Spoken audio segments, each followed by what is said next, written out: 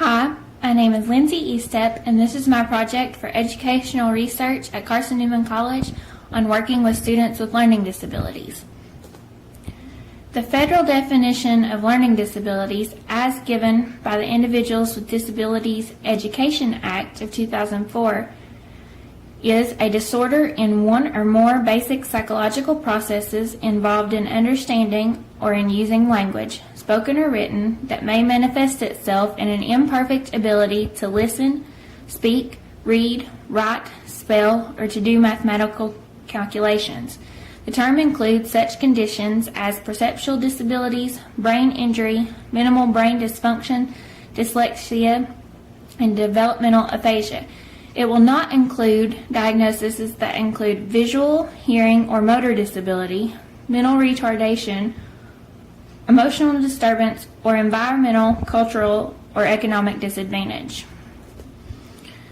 When understanding learning disabilities, further referred to as LD, there are 7 specific areas: receptive language, which is listening, expressive language, spoken words, basic reading skills, reading comprehension, written expression, mathematics calculation, and mathematical reasoning. The diagnosis of learning disability will focus on the concept of discrepancies between a child's academic achievement and their capacity to learn. Some of prevalence in schools. The U.S. Department of Education is reporting that 2.6 million school-aged children are classified as LD. 5% of all public student population have learning disabilities, accounting for about half of students receiving special education, and approximately 3 million of special education students are those who have specific learning disabilities. The importance of working with LD students is that the learning disabled population is often underserved in counseling due to misunderstandings of who they are, despite the fact that they need counseling as much, if not more than, other students. A student's potential for poor academic, career, and social-emotional development increase after a diagnosis of a learning disability. And some of the areas of concern. The gifted student. Approximately 120,000 to 180,000 individuals are identified as both academically talented and learning disabled. And students that are LD and academically talented experience feelings of inferiority, lack of self-confidence, questions of self-worth, and inability to succeed in the accomplishments of goals, even though they have the capacity to. The parent. Parent seeks help from the counselor to advocate for their child and to be their partners in the education system. And this will involve things such as the RTI intervention system and IEP meetings. And parents have several concerns about activities in and out of the classroom, including injuries to their child and bullying. The school experience. A qualitative study of 15 currently enrolled college students with learning disabilities with high aptitude in elementary and secondary school reported that their school experience was negative. Students with LD are often subjected to the negative attitudes of their peers, teachers, and other adults. Some of the indicated academic concerns include time management, homework completion, study strategies, and performance activities. It is shown that special education students are still lagging behind their non-disabled peers in achievement, are held to lower expectations, are less likely to take a full course load in high school, and are more likely to drop out, which is all concerns of a counselor. Some social emotional concerns of these students include higher levels of stress and anxiety, poor social skills, low self-esteem, learned helplessness, depression, panic, and little self-worth. And it's shown when the capacity to learn is damaged, the student's confidence, self-esteem, and their capacity for learning is also weakened and shaken. And these things exacerbate their problems with academics. Transitions is another area of concern. The most significant transition for students with disabilities is that of the elementary to middle school, and often has a negative impact on social and academic development.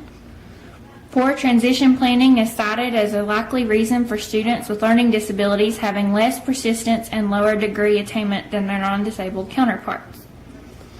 So the role of the counselor. The American School Counseling Association, or ASCA, has suggested that school counselors serve students with disabilities in the areas of advocacy, transitional planning, behavior modification, counseling parents, making referrals to specialists, improving self-esteem and social skills, working as part of the school multidisciplinary team, and serving as a consultant to parents and other staff. Counselors have the opportunity to influence the nature of the school experience for these students.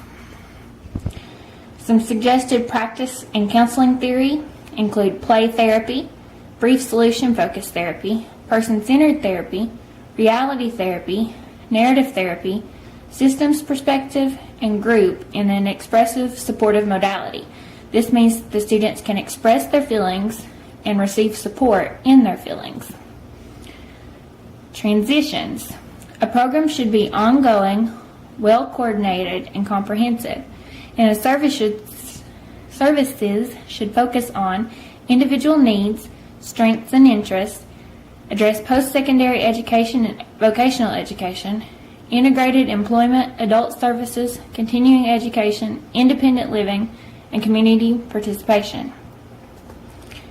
The theories that I wish to use in my own counseling include narrative therapy, which emphasizes strength, personal responsibility, and choice, empowerment, and the counselor-client relationship.